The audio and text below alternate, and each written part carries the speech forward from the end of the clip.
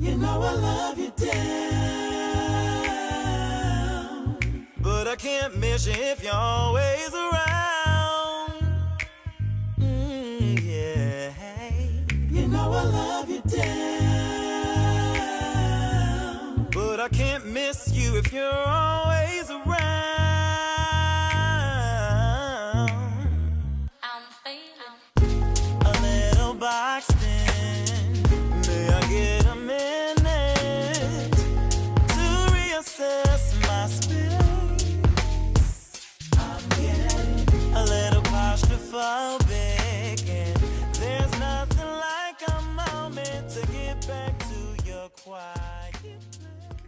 Hello. Welcome to my channel. Thank you for stopping by.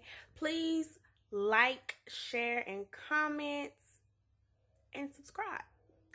Anyway, I'm gonna jump right into this video. I'm talking about, was that tonight? Last night's episode of This Is Us. I took notes, that's why I'm looking. Like always. Season 3, episode 16. Tonight's episode was, This Is Us is always intense. Let's just start there. This Is Us never gives you a dull episode. There's always something. So, of course, I took notes, so I'm going to go according to my notes. So, and don't mind the head rag. I'm just trying to push these videos out for y'all. And I'm also, as I think I said in my previous video, I'm also in the process of getting my business off the ground. So I've just been really busy. I've been a busy little bee. So, I think I'm gonna start by talking about Jack and Rebecca tonight. Jack and Rebecca are everybody's goals, couple goals or whatever, or a lot of people's couples goals. They are really cute couples, the way they work well together. We're also bonded by the tragedy of losing Jack when the kids were teenagers, preteens, or I don't remember how old they were, but we also have that. So the show just goes backwards and show us more and more about Jack and Rebecca's relationship. So this episode was really cute to me. It was them basically trying to, find some quality time outside of parenting. Also, Rebecca was trying to give Jack something he hadn't experienced. He had never been to a school dance when he was a kid. And I thought that it was really cute that she was attentive to that fact that he hadn't experienced that himself. And although he was like, he doesn't feel like he missed out on anything, I think if you missed out on anything that seems big when you're a kid, a teenager, whatever, although you may have coped with it to say, oh, I don't need that, you still kind of be like, what if though? Like if, for example, if you didn't get to go to your senior prom, it's always that what if factor. So I really like that she did that for him. I thought it was funny when she was trying to make out with him in the library, and Randall was in there. Randall was like not here for the dance. Randall trying to study. Randall is trying to get that GPA where he wanted, okay? Randall is not studying his dance. I thought that was really cute. And it showed more of who Randall is. Like, when he gets his mind stuck on something, he is all in, which we already know about Randall. He kind of obsesses once his mind is on something. So that's my takeaway from Jack and Rebecca tonight. I have Beth and Randall next, but I'm gonna save them for last. Kate and baby Jack. The intro to this episode, when she was singing "Don't Take My Sunshine Away," which is what the name of this episode was called, but she was singing to him. It was so cute. Like, so cute. I really think he's gonna be okay. I think that this is just building them. Hopefully the writers will not put them through that.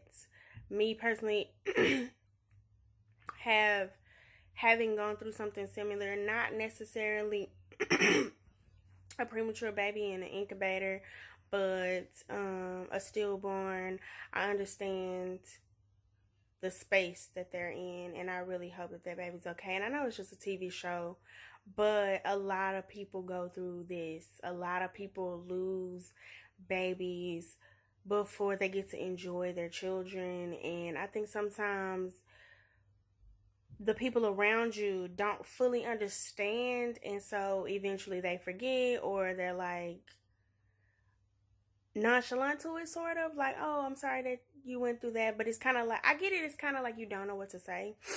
But speaking as a mom who's lost two, you never get over it, you never forget about it. It's just something you just kind of deal with, but in the moment it's just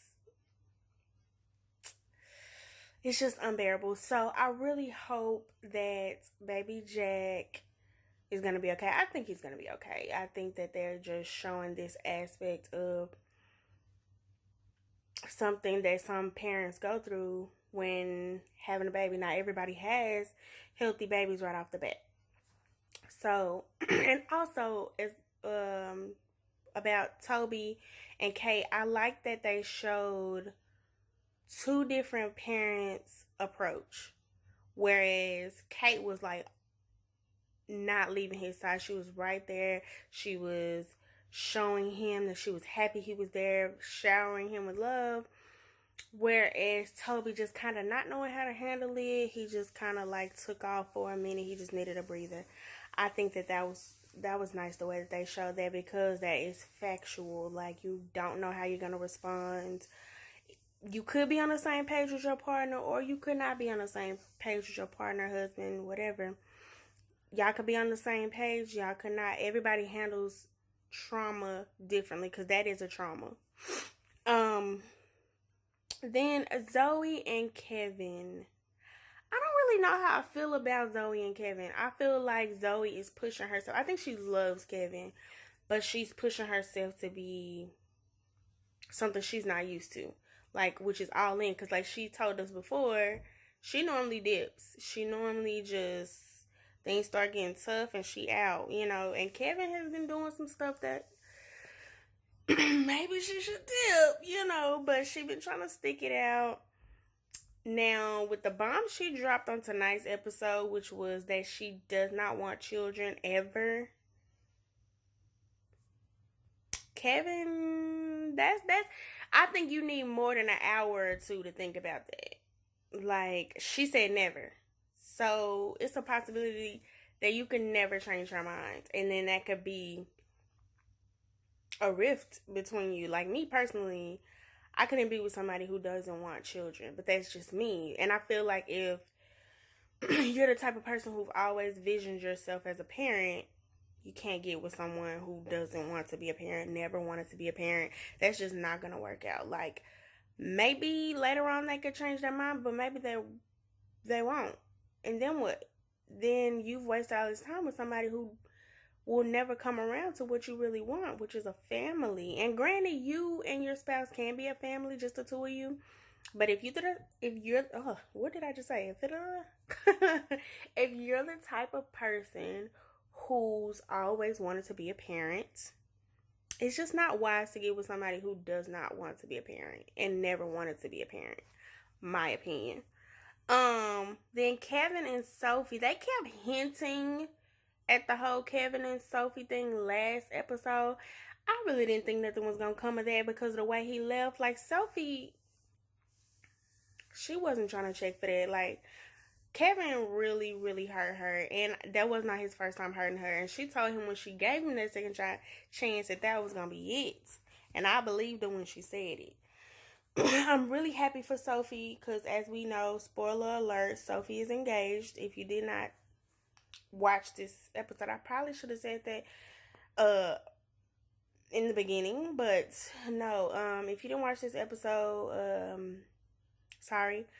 Sophie is engaged, and I'm really happy for her moving on. You know, granted, he moved on, but you could tell he didn't expect her to move on like most guys do. They feel like it's okay when they move on, or it's okay when they do what they do, but when they come back to you, you're supposed to be sitting there pining and waiting and still singles to give them an option. No.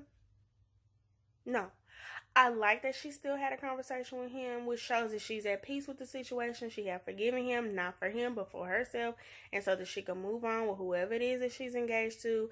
And I think that is really great, and I'm really happy for you, Sophie. Congratulations. Now, to my favorite brown couple, Beth and Randall. I hate the direction that Beth and Randall are going in, but I kind of saw it coming. Although we consider them a power couple, a great couple, I consider them a power couple. I think that they are absolutely adorable together, but their communication is not always on point. Sometimes Beth will like sweep under the rug what she really wanted to say and to appease Randall, and vice versa, because I've seen Randall do it too, so vice versa.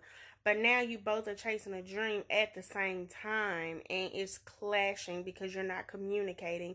You guys are trying to make the other person happy, but at the same time, not give up on what you want to do. Only thing about that is sometimes you got to say no. And so I think that I think she did a good job showing up in spite of she gave up on something that she still wanted to do for you, and you went off on her. Like that whole phone message that he left, the minute he said all that, I was sitting there like, so Randall finally showed us that he's really a dude. Like, not trying to say that I thought he was a female, that's not what I'm saying. Men have this way, a lot of men, because I don't want it to seem like I'm male bashing. A lot of men have this, I call it a temper tantrum. Like whenever they get mad, all the stuff they've been harboring in that could really hurt your feelings, they hit below the belt type thing. That's what I'm talking about. A lot of men do that. Instead of actually communicating, they would rather throw stones at you and then expect you to forgive them when they be like, oh, I'm sorry, I was mad, I was upset, this happened, that happened, I'm sorry. And then you're supposed to just brush it off and move on. But it don't always work like that. It don't always work like I'm sorry is not always enough, is what I'm saying. So I think for once we saw Randall in a space where he wasn't necessarily just the good guy, because he was totally out of line for that message that he left. I don't care what she did. He was totally out of line for that message she left. But it also spoke volumes that he been holding stuff in. I keep trying to hide my nail. I broke both of my thumbs. That he been holding stuff in all this time instead of just vocalizing.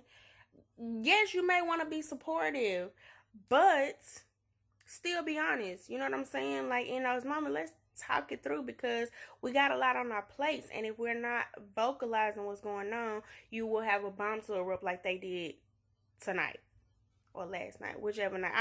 I think I'm the one that's late watching it, so this may not be a spoiler alert. I don't know, because I got a lot of shows in my DVR that I have to catch up on. So I think that this came on last night though, and I'm just now watching it tonight. So I think that that's what happened.